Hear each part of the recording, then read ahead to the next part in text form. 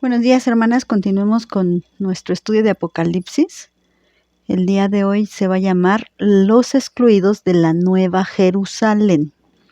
Y vamos a leer otra vez el capítulo 21 para entrar en contexto. Dice así la palabra de Dios.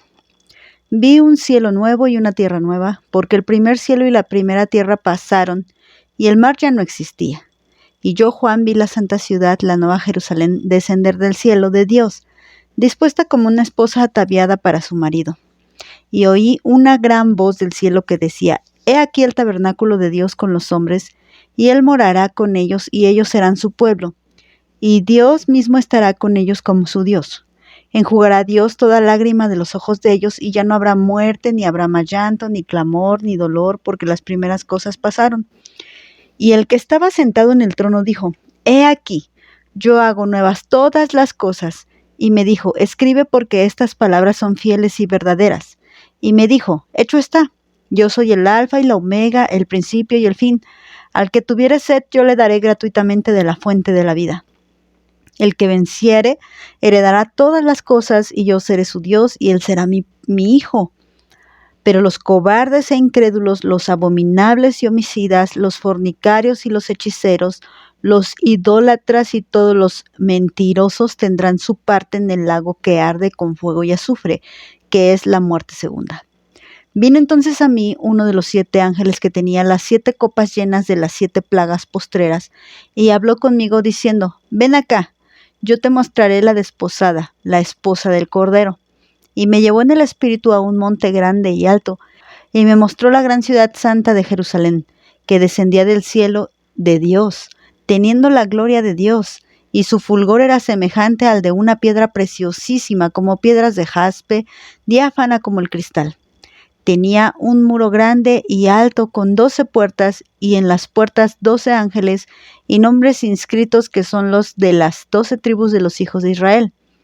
Al oriente 3 puertas, al norte 3 puertas, al sur 3 puertas, al occidente 3 puertas, y el muro de la ciudad tenía 12 cimientos, y sobre ellos los 12 nombres de los 12 apóstoles del Cordero. El que hablaba conmigo tenía una caña de medir de oro, para medir la ciudad, sus puertas y sus muros. La ciudad se halla establecida en cuadro, y su longitud es igual a su anchura, y él midió la ciudad con la caña, 12,000 estadios. La longitud, la altura y la anchura de ella son iguales. Y midió su muro, 144 codos de medida de hombre, la cual es de ángel. El material de su muro era de jaspe, pero la ciudad era de oro puro, semejante al vidrio limpio. Y los cimientos del muro de la ciudad estaban adornadas con toda piedra preciosa. El primer cimiento era jaspe, el segundo zafiro, el tercero ágata, el cuarto esmeralda, el quinto ónice, el sexto cornalina, el séptimo crisólito, el octavo berilo, el noveno topacio, el 10º crisopraso, el 11º jacinto, el 12º amatista. Las 12 puertas eran 12 perlas, cada una de las puertas eran una perla, y la calle de la ciudad era de oro puro, transparente como de vidrio. Y no vi en ella templo, porque el Señor, Dios Todopoderoso, es el templo de ella, y el Cordero. La ciudad no tiene necesidad de sol ni de luna que brillen en ella, porque la gloria de Dios la ilumina, y el Cordero es su lumbrera. Y las naciones que hubieren sido salvas andarán a la luz de ella, y los reyes de la tierra traerán su gloria y honor a ella. Sus puertas nunca serán cerradas de día, pues allí no habrá noche. Y llevarán la gloria y la honra de las naciones a ella. No entrará en ella ninguna cosa inmunda o que hace abominación y mentira, sino solamente los que están inscritos en el libro de la vida del Cordero. Bueno, hermanas, vamos a recordar un poquito de lo que vimos en el tema anterior. Y hablamos de los versículos del 1 al 7, de cómo Dios había hecho ya todo nuevo, cielo nuevo, tierra nueva, y esto era necesario porque lo anterior tenía que dejar de existir. Hablamos también en repetidas ocasiones del profeta Isaías y de cómo a él le fue revelado todo esto, cómo había cielo nuevo, tierra nueva. Y dice incluso ahí en Isaías 65:17 que de lo primero ya ni siquiera habrá memoria. ya dice, no vendrá más al pensamiento. ¿Por qué? Porque Dios hizo todo nuevo y ya no habrá que lamentar todo lo viejo, porque es historia, ya pasó. Ya no hay que lamentar nada porque el Señor ha transformado estas carnes corruptibles en cuerpos gloriosos e incorruptibles. Es necesario que Dios haga todo nuevo, incluso en nuestra mente, en nuestro corazón, en nuestra vida, todo, absolutamente todo, tiene que ser nuevo, porque la nueva Jerusalén, dice el versículo 2, tiene que ser una santa ciudad. Y la santidad necesita no ser reparada, sino ser creada dentro de nosotros, porque necesita ser nueva nuestra manera de vivir. Porque si seguimos arrastrando esa manera de vivir viciada a la que ya estábamos acostumbradas, entonces nos engañamos a nosotras mismas creyéndonos parte de esta nueva Jerusalén, cuando en realidad pues ya vimos que en la nueva Jerusalén todo es nuevo. También el Señor nos dice que es necesario también restaurar a esta Jerusalén, hablando de la ciudad que hoy conocemos como Jerusalén, porque ésta precisamente se ha corrompido. El mismo profeta Isaías hablaba de cómo tenía una apariencia nada más, pero que ahora todo estaba derrumbado, estaba arruinada la Jerusalén actual, porque se desviaron, porque publicaron, dice, su pecado como lo hizo Sodoma y como lo hizo Gomorra. Y nos habla también de estos tiempos, de la aceptación de este movimiento homosexual que hay hoy en día. Y además de todo lo demás que está aceptando Israel y sobre todo lo peor, el no recibir al Mesías. El mismo Señor Jesús hacía este lamento sobre esta ciudad Jerusalén. Dice el Señor en Mateo 23:37, dice, Jerusalén, Jerusalén, que matas a los profetas y apedreas a los que son enviados. ¿Cuántas veces quise juntar a tus hijos como la gallina junta sus polluelos debajo de sus alas, pero no quisiste? Entonces el Señor ya venía avisando que Él quería, y por amor a Jerusalén, Él quería restaurar a Jerusalén, pero esta Jerusalén no quiere ser restaurada. Así que es necesaria una nueva Jerusalén. Y bueno, decíamos que dice que la ve descender y que no es lo mismo a caer. Esta nueva Jerusalén desciende porque es enviada de Dios. Recuerda que esta Jerusalén es hecha por Dios, entonces no puede caer sino descender. Y bueno, también nuestro Señor Jesús nos habló de lo necesario que es que estemos siempre, siempre listas, siempre ataviadas, según nos dice el versículo 2. La esposa debe estar siempre vestida para su marido, siempre bien arregladita. ¿Por qué? Porque el esposo es santo y la esposa, por lo tanto, no puede no ser santa, porque el Señor, Él es su marido y él no va a aceptar menos. Él no quiere que su esposa esté teniendo vestiduras indignas. A Él no le gusta que su esposa esté fachosa, sino que Él quiere siempre una esposa que esté bien ataviada, siempre muy guapa. Yo no estoy hablando nunca de nada superficial ni de nada terrenal, todo en sentido espiritual.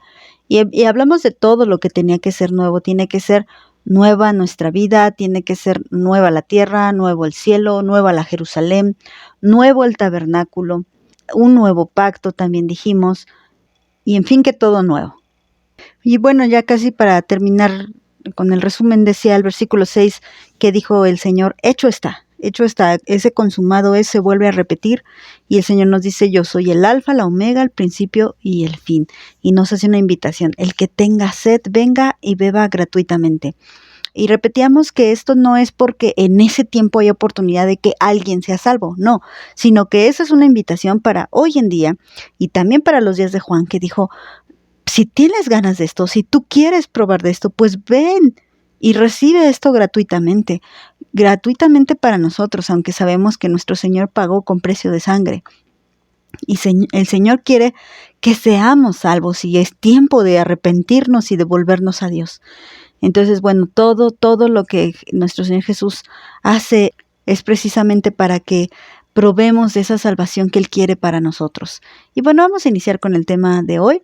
hoy solo vamos a estudiar el versículo 8. El tema de hoy, les repito, es los excluidos de la Nueva Jerusalén, y vamos a ver que estos se encuentran descritos, además de otro versículo, aquí en el versículo 8. Dice así: pero los cobardes e incrédulos, los abominables y homicidas, los fornicarios y hechiceros, los idólatras y todos los mentirosos tendrán su parte en el lago que arde con fuego y azufre, que es la muerte segunda. Ahora, así como en esta invitación que Juan dijo de parte del Señor, que todo el que tenga sed venga y beba gratuitamente, es algo que Él está diciendo para el presente, no para el futuro glorioso. De la misma manera, este versículo es aplicable para el presente y no para el futuro glorioso. Es decir, que cuando ya esté la Nueva Jerusalén, ahí ya no va a haber toda esta clase de personas. Por eso estamos hablando de los que están excluidos para entrar en la Nueva Jerusalén. Esos definitivamente no van a entrar. No es como que en la Nueva Jerusalén esté advirtiendo de que no vayas a hacer de esta forma. No. En la Nueva Jerusalén ya todos son limpios, todos son santos, todos bebieron de esas aguas gratuitas y recibieron esa salvación.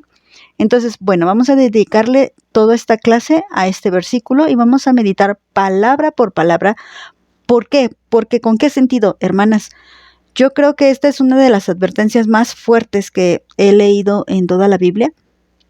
Y bueno, todavía vamos a encontrar otras más que me parecen bastante fuertes, porque el Señor está concluyendo su libro, el libro de los libros, que es la Biblia, con estos capítulos, para que seamos realmente entendidas en lo que Dios quiere hablarnos en toda su palabra. Porque ya nos ha hablado de muchas formas, nos ha hablado de muchos temas, y bueno, Él quiere que además de que su último mensaje sea de esperanza, también no olvidemos que sí hay un infierno y que no olvidemos que sí va a haber un castigo para todo este tipo de personas. Y bueno, ya sabemos que no es porque nosotros no lo hayamos sido en algún tiempo, sino es porque ahora somos salvas que podemos ser libres de ese infierno.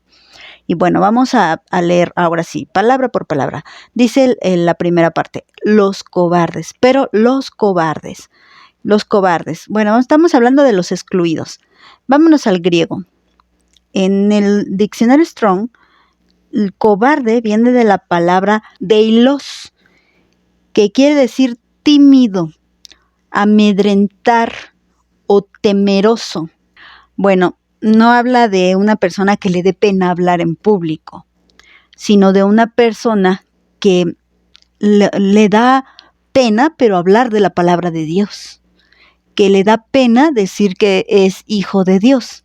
Y que bueno, eso sí pasa al principio, hermanas, y no digo que no nos llegue a pasar, a lo mejor hasta varias veces, pero conforme el Espíritu Santo va obrando en nosotros, el Señor quiere que totalmente esa timidez de hablar la palabra de Dios sea deshecha por completo.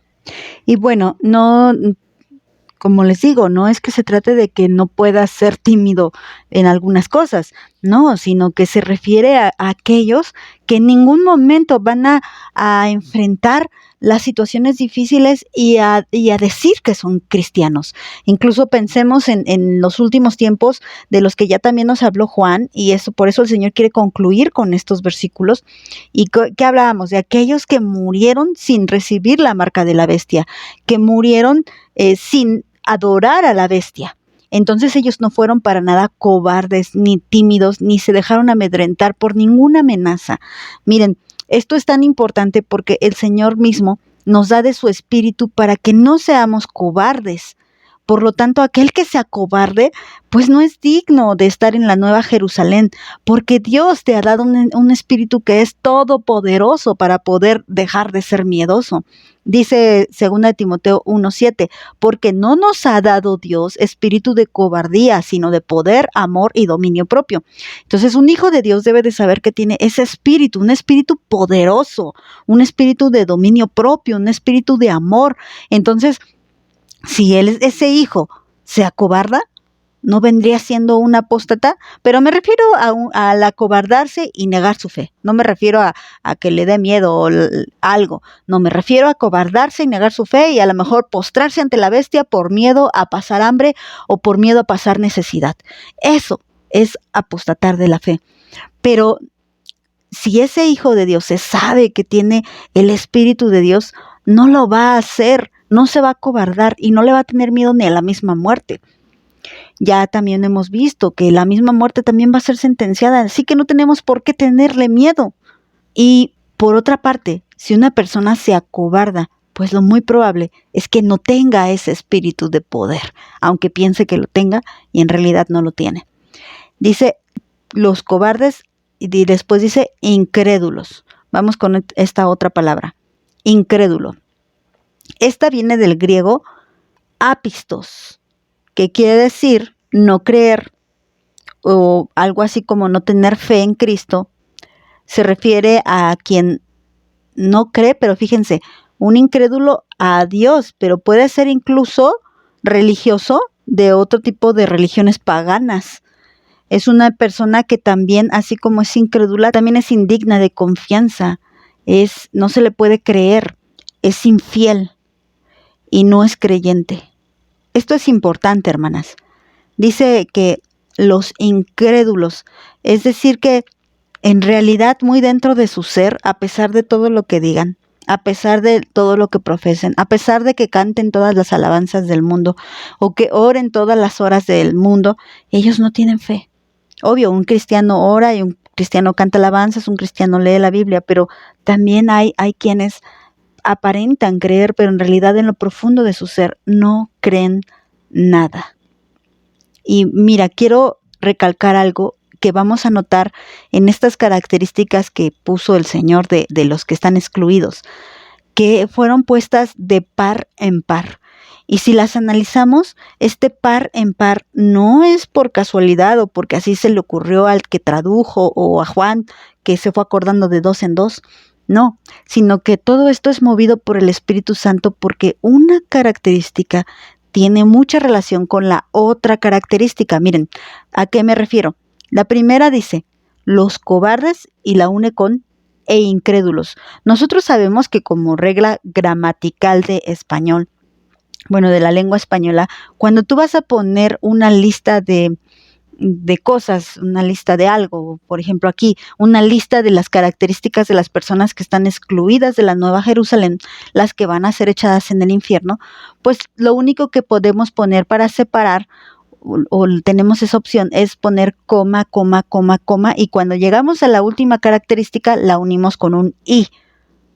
Les voy a leer como si no existieran estas de par en par con la regla gramatical que les estoy diciendo. Miren, diría, pero los cobardes, coma, incrédulos, coma, los abominables, coma, homicidas, coma, fornicarios, coma, hechiceros, coma, idólatras, y aquí ya termina, y todos los mentirosos. A eso me refiero con las reglas que nos enseñaron en la materia de español, bueno, cuando íbamos en la escuela. Pero aquí no hace eso, sino que dice cobardes e incrédulos, coma. Luego otro par, los abominables y homicidas, coma. Luego otro par, los fornicarios y hechiceros, coma. Y por último otro par, los idólatras y todos los mentirosos. Así que lo que estoy diciéndoles, hermanas, es que este par en par tiene una razón de ser. No pudo haber puesto otro orden porque este orden es el correcto. Y así fue inspirado por Dios. Y bueno, ¿qué relación hay entre los cobardes e incrédulos? Pensémoslo de esta manera.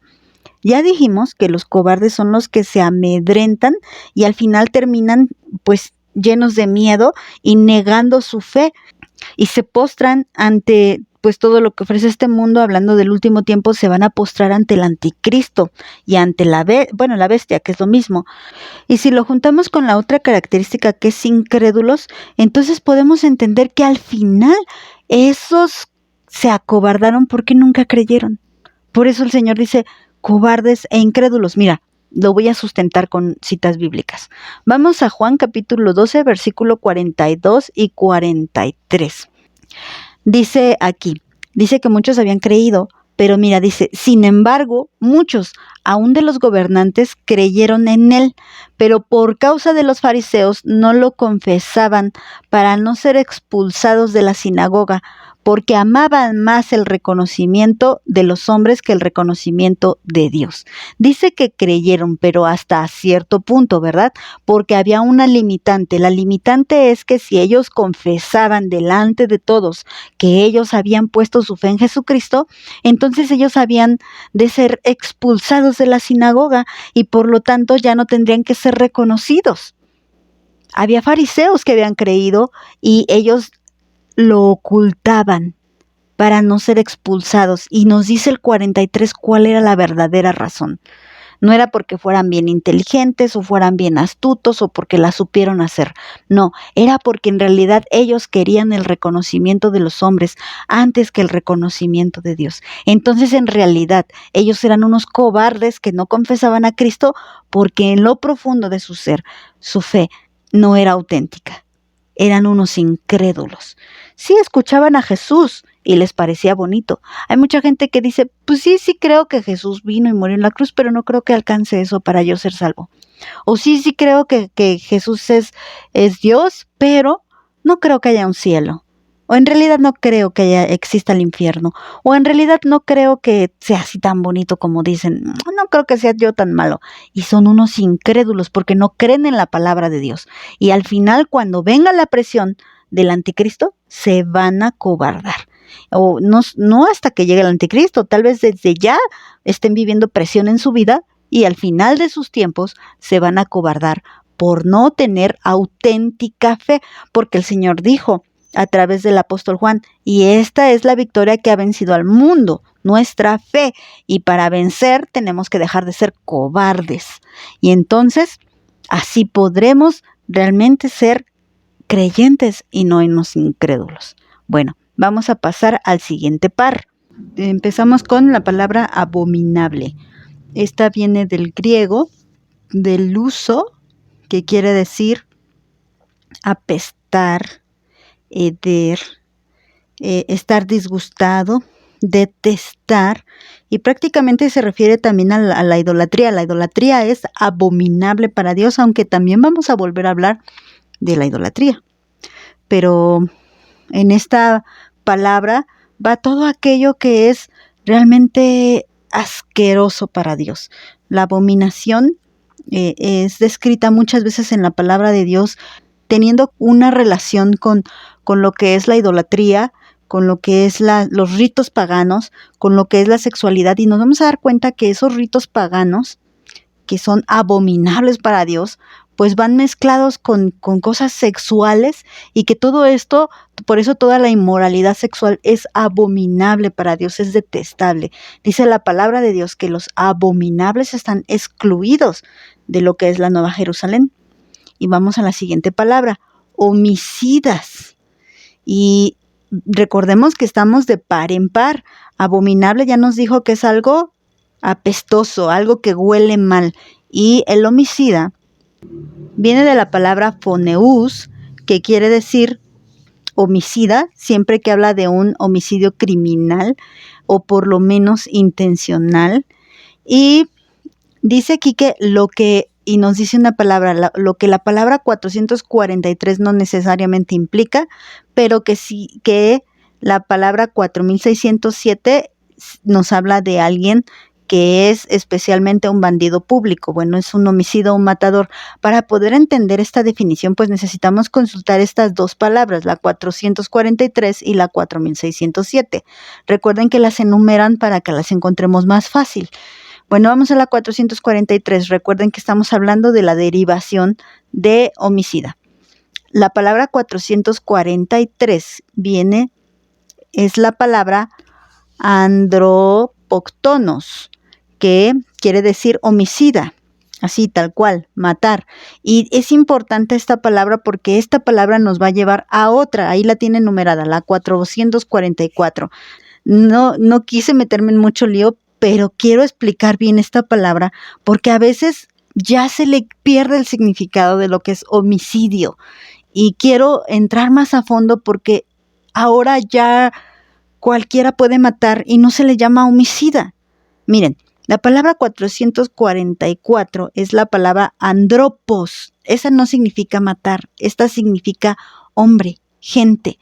La definición es alguien con cara humana, es decir, un ser humano, una persona, un hombre, tal vez el género varón, pero también puede ser el género mujer o femenino.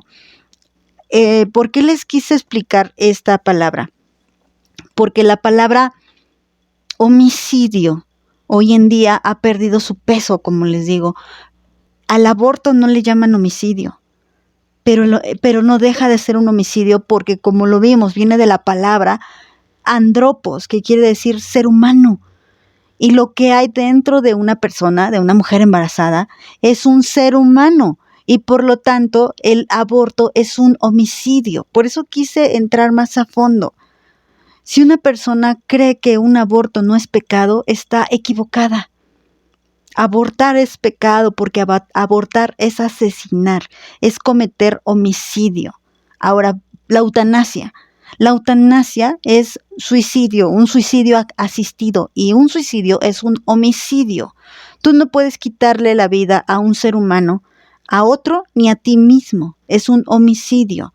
Los homicidas no son parte de la Nueva Jerusalén. ¿Y se acuerdan que dice que deriva de dos palabras? Aquí se las vuelvo a poner. De la palabra 443 y de la palabra 4607, pues no vamos a olvidar esa, la 4607. Esa quiere decir sicario. Es que mira, el Señor no olvidó a nadie. No hay pecado nuevo que digan, bueno, es que cuando escribió el Señor la Biblia, la palabra, no existía este pecado. No, hermanas. La palabra nos habla del aborto, de los sicarios, y ni siquiera, a lo mejor no tal cual dice la palabra aborto, pero está diciéndonos que un homicida es todo aquel que mata y le quita la vida, que asesina a un ser humano. Y insistiendo con el tema del aborto, yo no sé qué piensen las mujeres que abortan con toda libertad.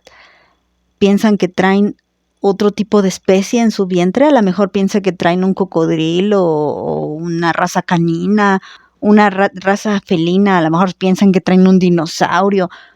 Yo creo que no se han dado cuenta que lo que tienen en sus vientres es un ser humano.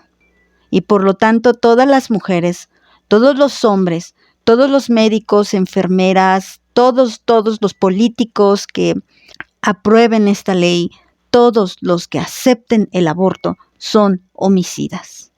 Y bueno, vamos ahora a relacionar estas dos palabras, porque dijo abominables y homicidas. Entonces vamos a relacionar estas dos palabras. La palabra abominable significa algo así como detestable, algo apestoso, algo asqueroso. Y bueno, homicida, pues ya nos queda claro qué es lo que significa. Entonces, si juntamos esto, también no olvidemos que la palabra abominable tiene que ver con la idolatría y todo lo que se hacía en esos ritos.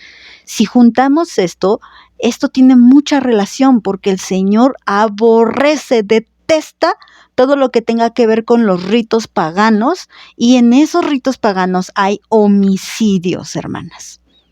Miren, vamos a sustentarlo en la palabra. Deuteronomio capítulo 12, versículo 31.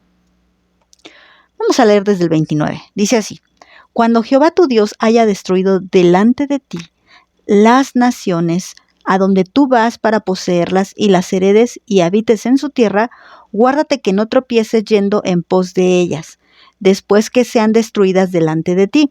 No preguntes acerca de sus dioses, diciendo, de la manera que servían aquellas naciones a sus dioses, yo también les serviré. No harás así a Jehová tu Dios, porque toda cosa abominable que Jehová aborrece, hicieron ellos a sus dioses, pues aún a sus hijos y a sus hijas quemaban en el fuego a sus dioses. Cuidarás de hacer todo lo que yo te mando, y no añadirás a ello, ni de ello quitarás. ¿Ya ven cómo relaciona lo abominable con la idolatría y la idolatría con los homicidios? Hay relación en este par de palabras que está poniendo el Señor. Sigamos con el otro par. Dice, los fornicarios. Y vamos al griego. Este viene de la palabra griega pornos, de donde sale la palabra pornografía. Bueno, esto dice que su definición es prostituto, por lo que podría ser una ramera, o toda clase de inmoralidad sexual. Aquí en esta palabra fornicario o fornicación entra toda clase de inmoralidad sexual, llámese adulterio, llámese sexo fuera del matrimonio o antes del matrimonio, llámese homosexualismo, llámese pedrastría, llámese la zoofilia, no sé, toda clase de depravación sexual entra aquí. Toda clase de inmoralidad sexual entra aquí. También la prostitución y también la pornografía, hermanas. Aunque digan, no, pues yo como tal no hago el acto sexual, pero miro películas de este tipo o miro y revistas de este tipo ahora en el internet, esto es fornicación y ante Dios esto es pecado. Y dice el Señor que los que practiquen la pornografía, el adulterio, la fornicación, la promiscuidad, el homosexualismo, no van a ser parte de la Nueva Jerusalén. Y vamos a la siguiente palabra, hechiceros. Recuerden que hay relación y ahorita la encontramos. Hechiceros, esta viene del griego fármacos. Sí, hermanas, de la palabra fármaco, de farmacia, de medicina. Y bueno, ¿por qué, hermanas? ¿Por qué? ¿Acaso hay pecado en tomar algún medicamento? ¿Acaso hay algún pecado en estudiar farmacología?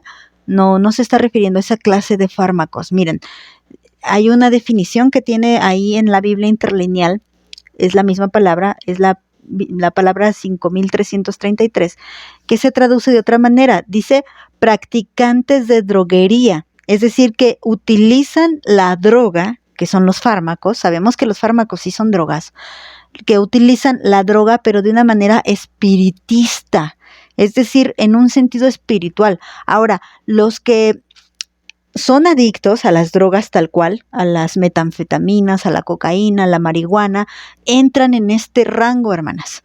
¿Por qué? Porque la droga les causa alucinaciones, como si estuvieran hechizados. Este tema ya lo habíamos visto cuando hablamos acerca de los rudimentos de la palabra de Dios, pero bueno, no está de más recordarlo. Así que dice aquí que los que están siendo dominados por alguna sustancia no pueden estar dentro de la Nueva Jerusalén. Los que les gusta practicar el espiritismo no pueden estar dentro de la Nueva Jerusalén. Los que usan las hierbas para hacer limpias y para hacer pociones y todo este tipo de cosas tampoco. Incluye aquí los adictos al tabaco, los adictos, les repito, a la marihuana, a la cocaína, a las metanfetaminas, no sé, tantas drogas que ya hoy en día. Y también incluye a los que se toman toloache, a los que se toman no sé cuánta hierba para hacer brujería o dan a tomar brujería o simplemente amarran sus hierbitas por su casa que para el que saque no sé qué las malas vibras y todo esto. Bueno, ellos son hechiceros y ellos utilizan ese tipo de fármacos que se usan para la hechicería, pero los utilizan mal. No se está refiriendo a los fármacos que se utilizan para curar alguna enfermedad, hermanas. No estoy diciendo que ir al médico sea pecado, ni estoy diciendo que tomar algún medicamento para aliviar algún dolor sea pecado, sino que depender y alucinar por causa de estos medicamentos. También hay medicamentos tal cual, por ejemplo, alguien puede abusar del diazepam o del clonazepam y con estos drogarse. Esto también es pecado, eso sí es pecado. ¿Y qué es lo que pasa? Se refiere a la gente que está fuera de sí, está como hechizada, alucina, ve cosas que no son, y esto es algo desagradable delante de Dios, y ellos no pueden ser parte de la Nueva Jerusalén porque no dominan. Recuerda que el Señor dijo que Dios nos ha dado espíritu de dominio propio también, y bueno, aquí no los domina el espíritu, lo que los domina son las drogas o las hierbas que estén consumiendo, o la hechicería o la brujería que estén practicando. Creen más en esas supersticiones que en Dios mismo. Aquí entra toda clase de brujería, hermanas. Y bueno, ¿qué relación hay en ese? Fornicarios y hechiceros. ¿Qué relación hay en esto? Pues mira, a los fornicarios los domina la carne. Ellos tienen todo lo que hacen y lo que piensan y lo que sueñan y lo que planean es en base a satisfacer su deseo sexual. Y los que están hechizados, ya les digo, ya sea en brujería o ya sea en adicciones, lo que los domina precisamente es eso, la brujería o las adicciones o el fármaco o el químico que estén consumiendo. Por eso hay esta relación. Un adicto al sexo es igual que un adicto a alguna droga. Por eso el Señor dice, para mí son iguales. Y los dos están mal. Y los dos están fuera. Y bueno, vamos a Segunda de Reyes, vamos a sustentar eso. Vamos a Segunda de Reyes, capítulo 9, versículo 22. Esto tendría que explicarles mucho, pero bueno, hubo un conflicto interno en Israel y es en el tiempo de Jezabel, y cuando Jehú, Dios lo levanta para hacer guerra contra Jezabel, Dios lo utiliza, llega con su hijo Joram. Joram le pregunta a Jehú, ¿hay paz, Jehú? O sea, le está diciendo, vienes en buena onda, ¿no? Pero esta palabra paz es muy, muy importante. O sea, ¿está todo tranquilo? ¿Está todo bien? ¿Y qué le dice Jehú? Le responde, ¿qué paz con las fornicaciones de Jezabel tu madre y sus muchas hechicerías? Ven, o sea, no hay casualidades. Aquí, otra vez, ¿cuál era el pecado de Jezabel? Sus fornicaciones y sus hechicerías. Ella controlaba a la gente y ella misma seducía a la gente por medio de la fornicación, la inmoralidad sexual y por medio del uso de la brujería y todos estos fármacos, ¿no? Y todas estas hierbas que mal utilizaba. Bueno, ella utilizaba todo esto, esos ritos que le hacía a sus dioses y todas estas inmoralidades para controlar al pueblo también de Israel y a su propio marido. Entonces dice, ¿qué paz va a haber? ¿Qué paz? Aquí no hay ninguna paz. ¿Cómo va a haber paz si tu madre es una fornicaria y hechicera, ¿no? Entonces hay una relación. Los que son fornicarios son como los hechiceros. Sigamos al último par de características que vamos a encontrar en este capítulo, en este versículo 8, y empezamos con los idólatras. Parece que va muy similar, y de hecho sí, el pecado uno puede llevar a otro, y bueno, el chiste es que una persona puede estar practicando todo a la vez. Entonces, bueno, la idolatría, vamos a la palabra idólatra, pero en el diccionario Strong. Esta viene de la palabra eidololatres. Dice que esta palabra a su vez deriva de otras dos, ahorita las vamos a consultar, pero prácticamente es alguien que sirve a una imagen. Esto es un idólatra, alguien que sirve a una imagen o que es adorador, y ya sea de manera literal o figurada, pero adora. Bueno, decía que deriva de la palabra 1497 y esta palabra es la palabra ídolo. Por eso viene su derivación de ahí. ¿Y qué es un ídolo? Porque dice que un idólatra es aquel que es siervo de una imagen. ¿Y qué es un ídolo? Un ídolo precisamente es una imagen. Es un dios pagano, puede ser uno o pueden ser muchos. Y bueno, esto ¿por qué quiero hacer la aclaración? Porque sabemos que aquellos que practican el catolicismo dicen que ellos solamente tienen una imagen a la que veneran, no adoran, pero bueno, la palabra venerar también significa adorar. Entonces, aquel que adora o sirve a una imagen es un idólatra. ¿Y cómo sirves a una imagen? Bueno, simplemente la limpias, la decoras, la reparas, la vistes, la cargas, pues la estás sirviendo. Y bueno, esta a su vez deriva de otra palabra. Discúlpenme que me vaya de una palabra a otra, pero hay que dejar claro esta clase de pecados, porque no para que veamos el pecado ajeno, sino para que escudriñemos si nosotras estamos cayendo en esta clase de pecado. Porque ahorita estamos pensando en aquellos que van a sus peregrinaciones, pero vamos más allá con la idolatría. La palabra 1491 dice que deriva de ahí. ¿Y cuál es esa palabra? Bueno, pues esta palabra es la palabra vista. Bueno, ver no tiene nada de malo, pero vamos a enfocarla, que estamos hablando de una imagen. Y bueno, su definición es algo que se puede ver, algo que tiene forma, algo que tiene un aspecto. ¿A qué me refiero? Un idólatra sirve a aquello que puede ver, porque no puede creer en aquello que no ve. Necesita ver algo para adorarlo y servirlo, porque de otra manera no puede servirlo. Ahora, ¿cómo sería en nosotros, que supuestamente no tenemos imágenes, el estar practicando la idolatría?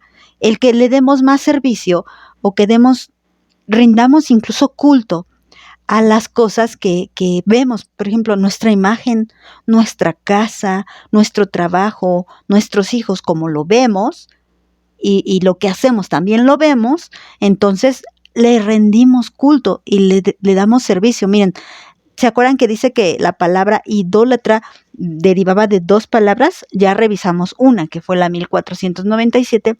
Ahora vamos a revisar la 3000. La palabra 3000 quiere decir ministrar, rendir homenaje religioso, dar un servicio, dar un culto. Y mira, esta deriva de otra palabra que quiere decir doméstico contratado, es decir, como un esclavo, como una criada. Tú te vuelves en un esclavo, en una sirvienta, en una criada de aquello a lo que tú idolatras. Llámese tus hijos, llámese tu esposo. Si tú tienes un lugar en el trono de tu corazón para tu esposo, te vas a convertir como en una criada para tu esposo. Vas a hacer hasta lo imposible para tenerlo contento. O tal vez a tus hijos, o tal vez a tu imagen. Vas a hacer hasta lo imposible para servirte a ti misma. Y vas a ser esclava de eso, como una sirvienta. Y bueno, vamos con la segunda parte de este par, que sería todos los mentirosos. Vamos a la palabra griega de la que se define mentiroso, y es la palabra pseudes, de donde sale pues la palabra seudónimo. Esto que nos habla de algo falso, de algo erróneo, de algo engañoso, de algo perverso. Cuando dicen es un pseudo maestro, está diciendo que es un falso maestro, que es un engañoso maestro. Y aquí estaríamos diciendo es un pseudo cristiano. Bueno, es un engañoso cristiano. Es un pseudo hijo de Dios. Imagínate qué cosa tan horrible. Es un mentiroso, pero no... Sí, claro que se refiere a cualquier mentiroso, a cualquiera que practica la mentira, pero también y específicamente se refiere a aquellos que mienten con la fe, a aquellos que se hacen pasar por cristianos y no lo son, a aquellos que se hacen pasar por ovejas y en realidad son lobos rapaces. Vamos a ver la relación entonces de un idólatra y un mentiroso. Vamos ahí a Romanos capítulo 1, versículo 25, dice, porque cambiaron la verdad de Dios por la mentira y adoraron y sirvieron a la criatura en lugar del Creador, quien es bendito por los siglos de los siglos. Amén. Entonces un idólatra es aquel que cree en la mentira porque cambió la verdad de Dios por una mentira. Ahora, el Señor está haciendo esta advertencia específicamente, es una carta, recuerden que Apocalipsis es una carta que fue enviada a la iglesia. Ciertamente no deja exentos a los inconversos, a los que nunca han sido parte, pero sí es importante que atendamos al llamado de la palabra de Dios en cuanto a esto, y una advertencia porque todos estos hechiceros, todos estos mentirosos, abominables, idólatras, pseudos o falsos, están infiltrados en la iglesia. Por eso debemos de tener mucho cuidado. Y por eso el Señor dice, no creas que porque te estás congregando ahí vas a entrar en la Nueva Jerusalén. No lo creas. No, si tú practicas todas estas cosas, estás fuera. Mira cómo sigue diciendo. Dice que tendrán su parte en el lago que arde con fuego y azufre, que es la muerte segunda. Leamos Jeremías 51:17. Dice, todo hombre se ha infatuado. Infatuar es hacerse necio y no tiene ciencia. Se avergüenza todo artífice de su escultura, porque mentira es su ídolo y no tiene espíritu. ¿Por qué relacionó la idolatría con la mentira? Porque ellos le hablan a alguien que ni siquiera los oye. Es mentira que les hace milagros, es mentira que les contesta, es mentira que los escucha. Es mentira que vale la pena invertir tanto tiempo en tu ídolo. Mira, incluso si tu ídolo fueran tus hijos y tú te desgastaras toda tu vida en ellos, ellos se volverían contra ti, porque ese no es el verdadero amor. Dice que el verdadero amor no hace nada indebido, pero si tú idolatras a tus hijos, vas a malcriarlos y ellos van a ser como ese dicho que dice, cría cuervos y te sacarán los ojos. Así va a ser si tú dedicas todo tu tiempo y todo tu esfuerzo por tus hijos. Se van a convertir en tus ídolos y a la verdad ellos van a ser algo malo para ti. Y la verdad es que tú vas a invertir todo y ellos van a hacer algo malo para ti. Entonces fue como una mentira, como vivir en una fantasía. Eso es la idolatría. Por eso relaciona la idolatría con la mentira. Aquellos que dedican toda su vida para un ídolo están viviendo en una fantasía, en una mentira, en una falsedad. Y todos ellos, estos 4 pares de características individuales, pero también en conjunto, todos estos que se aferran a vivir en esto, porque no olvidemos que el versículo 6 nos dijo antes, todo aquel que quiera beber gratuitamente de esta fuente, venga y beba. Pero el que no quiso beber y se hizo como los del versículo 8, entonces todos ellos tendrán su parte en el lago que arde con fuego y azufre. Veamos una cita más, sí, es un poco larga. Vamos a leer todo el capítulo 57, pero la quiero leer en la traducción lenguaje actual. Y con esto quiero terminar este tema. Dice así, Isaías dijo, muere la gente honrada y a nadie le llama la atención. Desaparece la gente buena y nadie entiende que la muerte los libra de sus males. Ellos me obedecieron en todo y ahora descansan en paz, dice el Señor. Mucha gente dice que ya, ahora sí ya está descansando, ahora sí ya descanse en paz, o ya dejó de sufrir. Bueno, esto solamente le pasa a los que obedecieron a Dios. La muerte sí los libra de sus males. Estos males que estamos viviendo aquí, la muerte nos va a librar de ellos, de los de aquí, porque vamos a morir en Cristo y estaremos en paz. Pero viene otra parte. Mira, sigamos en el 3. Dios dijo, y ustedes, gente infiel que adora a los ídolos, acérquense y presten atención. ¿De quién se burlan ustedes? ¿A quién le sacan la lengua? Ustedes son hijos del pecado, son gente mentirosa. Aquí está hablando de varios pecados, ¿eh? Está hablando de infiel, y acuérdate que un infiel es un incrédulo. Está hablando de burladores, abominables. Dice hijos de pecado, en otra versión, en la traducción en la Reina Valera dice hijos de fornicación, otro pecado. Gente mentirosa, otro pecado de los que ya vimos en Apocalipsis. Versículo 5. Debajo de los robles y de todo árbol verde tienen relaciones sexuales para adorar a dioses falsos. Junto a los arroyos y en las cuevas de las rocas sacrifican niños en su honor. Aquí que estamos hablando, idolatría, otra vez fornicación, abominación, asesinatos. Versículo 6. Ustedes los israelitas prefieren adorar las piedras lisas del arroyo, a ellas les han llevado ofrenda de vino y de cereales, y después de esto esperan verme contento. Después de esto esperan estar con Dios. En otras palabras, versículo 7. Sobre un monte alto y empinado tendieron sus camas, y allí subieron a ofrecer sacrificios. Otra vez, relaciones sexuales inmorales junto con idolatría. Detrás de las puertas de sus casas colocaron sus dioses falsos, se olvidaron de mí y los adoraron, es decir, les sirvieron. Hicieron pactos con otras naciones mientras adoraban a esos ídolos. Van corriendo hacia el dios Melec, llevando aceite y muchos perfumes, hasta buscan consejo de los espíritus de los muertos. Caminan y caminan para adorar a sus dioses y parecen no cansarse. ¿Para qué tantas peregrinaciones si todo esto es inútil? ¿Quiénes son esos dioses que tanto los asustan para que me sean infieles y me olviden por completo? ¿Qué otros pecados hemos visto, hermanas? Cobardía. Cuando ustedes no me adoraban, yo me quedaba callado y cerraba los ojos, pero ahora voy a denunciar todo lo que están haciendo. Todas sus obras no les servirán de nada. Cuando griten pidiendo auxilio, esos ídolos no los ayudarán ni los librarán. El viento se los llevará, de un soplo desaparecerán. En cambio, el que se refugia en mí heredará la tierra y vivirá en Jerusalén. Yo soy el Dios Todopoderoso. Dios quiere que vivamos en esa nueva Jerusalén, pero debemos de refugiarnos en Dios. Debemos de apartarnos de toda esa clase de pecados.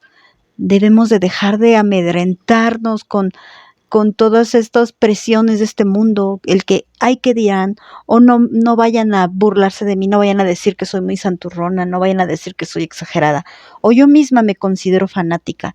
Eso es acobardarse. No te acobardes, hermana.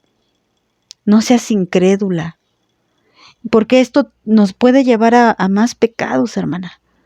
Una cosa lleva a la otra, por quedar bien con los demás, entonces vamos a sus ritos, a sus fiestas, a sus convivencias y practicar toda clase de cosas que son abominables ante los ojos de Dios. Y si no creemos que el Señor vendrá y nos rescatará de toda esta opresión, pues entonces somos capaces de hacer toda clase de inmoralidad sexual o espiritual. O si no ponemos en primer lugar a Dios en nuestra vida, entonces cualquier cosa va a obtener ese lugar. Y vamos a mentirnos a nosotras mismas, y nuestro corazón va a engañarnos a nosotras mismas, haciéndonos creer que somos parte de la Nueva Jerusalén. Pero no es así. Refugiémonos en Cristo, refugiémonos en Él y vivamos como Él quiere que vivamos, como esa esposa ataviada. Mira, leamos esa promesa que nos dijo en el versículo 7. El que venciere heredará todas las cosas. ¿Cuáles cosas, hermanas? Pues las que vimos en el tema anterior. Todas esas cosas nuevas. Dice, yo seré su Dios y él será mi hijo. Y les vuelvo a repetir, si eres hija, eres heredera, porque nadie le hereda al que no es su hijo. Yo no voy a trabajar de sol a sol para dejarle una herencia a mi vecino. Si trabajara uno de sol a sol, lo haría para dejar herencia a sus hijos. Entonces, hermana, esta verdadera herencia, esta herencia que no puede ser corrompida, ni viene el ladrón ni la roba, ni viene la polilla y la corrompe. Esta herencia es para los hijos y tenemos que ser hijas. Y un hijo no es cobarde, un hijo no es un incrédulo, un hijo no es abominable, ni es homicida, ni es fornicario, ni hechicero, ni idólatra, y pues como no es un pseudo hijo, es un hijo auténtico. No nos quedemos fuera, excluidas de la Nueva Jerusalén. Esta advertencia yo no me la inventé. El Señor la puso en medio de la gran promesa de Apocalipsis 21. Y viene otra y viene otra. Así que pues pongamos atención. Si nos lo está advirtiendo en varias ocasiones es porque es muy importante prestar atención. Y lo vuelvo a repetir y no me canso de repetirlo. Es que esta es una carta a la iglesia. Los inconversos ni enterados están de esto. Entonces esta advertencia es para la iglesia. Cuidado, porque hay muchos pseudo cristianos. Cuidado, no te vaya a estar engañando tu corazón y seas una pseudo cristiana. Mejor pidámosle a Dios que nos ayude y refugiémonos en Él. Dice, en cambio, los que se refugian en mí heredarán la tierra y vivirán en Jerusalén. Claro, estamos hablando en sentido espiritual. ¿Por qué? Porque Dios es el Señor Todopoderoso. Esta tierra no es la gran cosa. Lo importante es lo que está allá arriba, hermanas. Heredemos esa tierra nueva que el Señor ha hecho para nosotros. Bueno, vamos a orar y aquí terminamos en esta parte de este estudio. Señor Jesús, gracias una vez más porque tu palabra es una espada de doble filo. Por un lado consuela, por otro lado corta y penetra y nos expone y nos hace ver nuestra condición, nuestra verdadera condición.